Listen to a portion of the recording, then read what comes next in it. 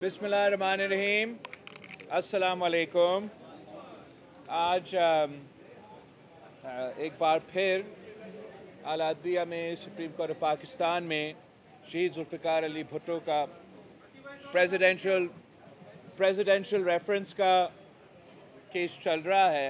वो शख्स जिसने ना सिर्फ इस अदालत का बुनियाद, इस अदालत का फाउंडेशन स्टोन ले किया, मगर वो शख्स जिसने इस पार्लियामान का भी फाउंडेशन स्टोन ले किया, उसका बाकायदा अदालती कत्ल हुआ है। अगर कोई कत्ल हुआ है तो आप ये नहीं कह सकते हो कि 10 साल गुजरे हैं, 50 साल गुजरे हैं, 100 साल गुजरे हैं तो ये अब पुरानी बात हुई है, इस पे बात नहीं हो सकता। ये पुरानी बात हुई है, इस पे इंसाफ नहीं दिलाया जा सकता।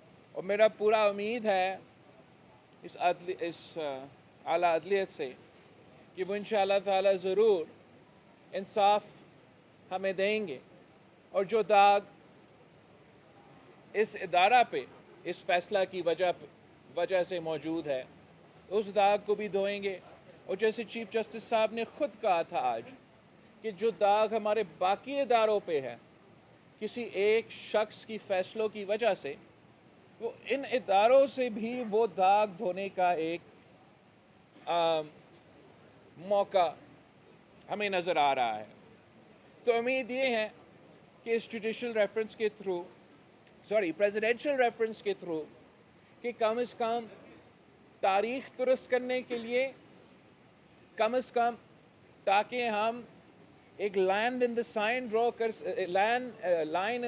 ड्रॉ कर सके कि शहीद जुल्फ़िकार अली भुट्टो का जो कत्ल केस है, शहीद मोहतरमा बेनज़ीर भुट्टो का ये ख्वाब थी कि अपनी वालिद को वो इंसाफ दिलवाए।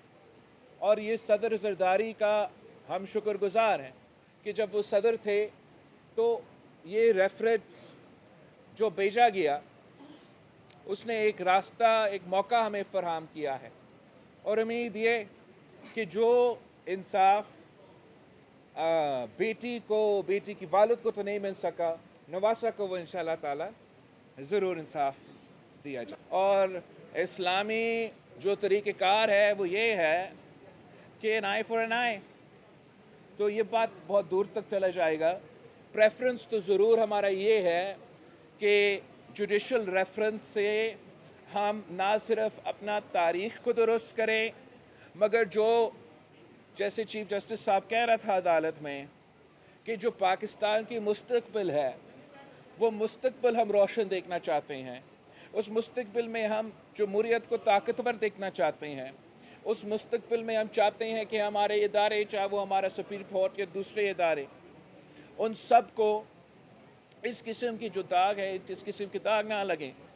तो वो एक जो ऑप्शन हम परस्यू कर रहे हैं वो तो जुडिशल रेफरेंस का है, मगर जो साथ साथ मेरा ख्याल में, अगेन मैं तो लॉयर नहीं हूँ बदकिस्मती से, मगर मेरी नज़र में कि अगर हमारा ख़ानदान एक कत्ल का FIR भी काटे तो वो कत्ल का FIR साउंड होगा और वो जो लीगल प्रोसेस है वो उस तरीके से भी एक्सप्लोर किया जा सकता। मैं बहुत पेशेंट हूँ। आई अंडरस्टैंड आपका जो पॉइंट है ये बड़ा वैलिड पॉइंट है कि अगर दूसरों के केसेस डिले नहीं तो हमारे क्यों, लेकिन अब डिले हो गया, इलेक्शन गुजर गया और मैं चीफ जस्टिस साहब का और अदालत का शुक्रगुजार हूँ। One of the first cases, if not the first case, one of the first cases is this case they're listening to। तो इतना आपको स्पेस देना चाहिए। नहीं जान साहब, आपका क्या सबूत है कि मैं एस्टैब्लिशमेंट की बात सोता कर रहा हूँ? नहीं, तमाम का ना के आपने तमाम में मुझे शामिल किया है।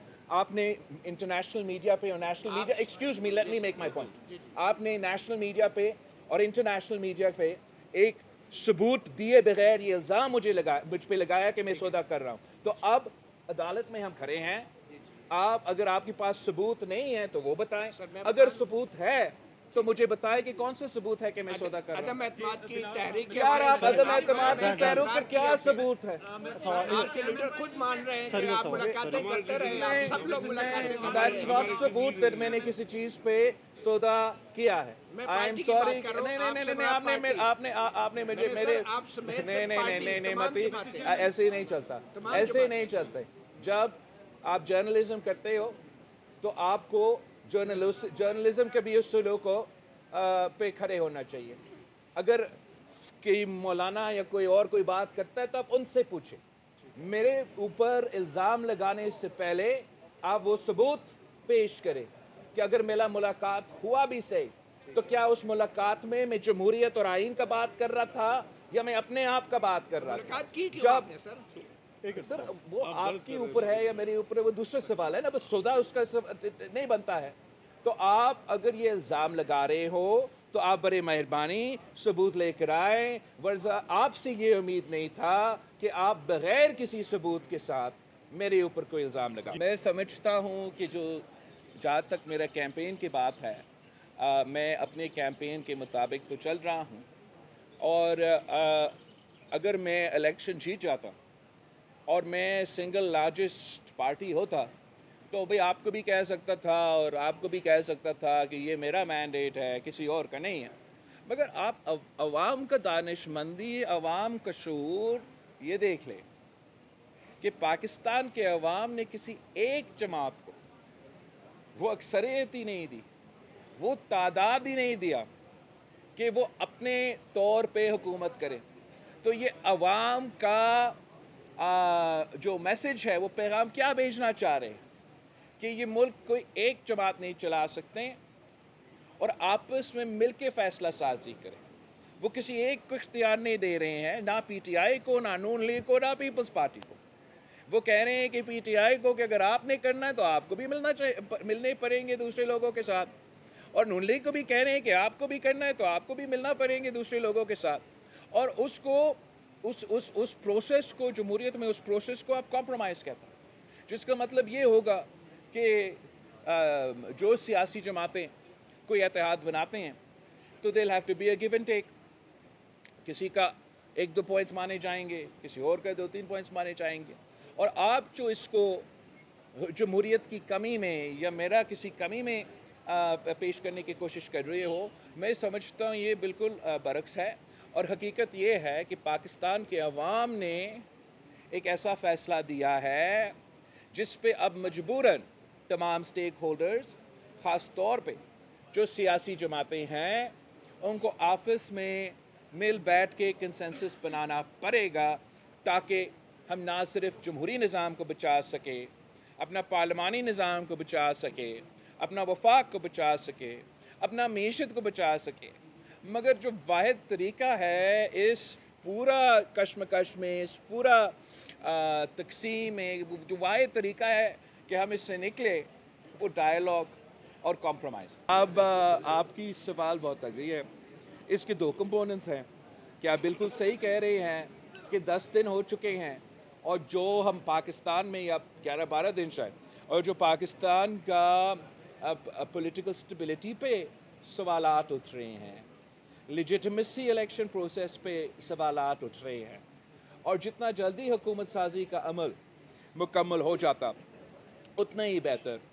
جہاں تک پی ٹی آئی کی سوال ہے، یہ تو ایک بہت مزے کی بات ہے کہ وہ تو ٹیکنیکلی تو سب سے سنگل لارجسٹ تو وہ ہے، مگر وہ کہتے ہیں کہ ہم کسی سے بات نہیں کریں گے. تو اگر وہ سنگل لارجسٹ ہے اور کسی سے بات نہیں کریں گے، مطلب تو وہ حکومت نہیں بناتے ہیں.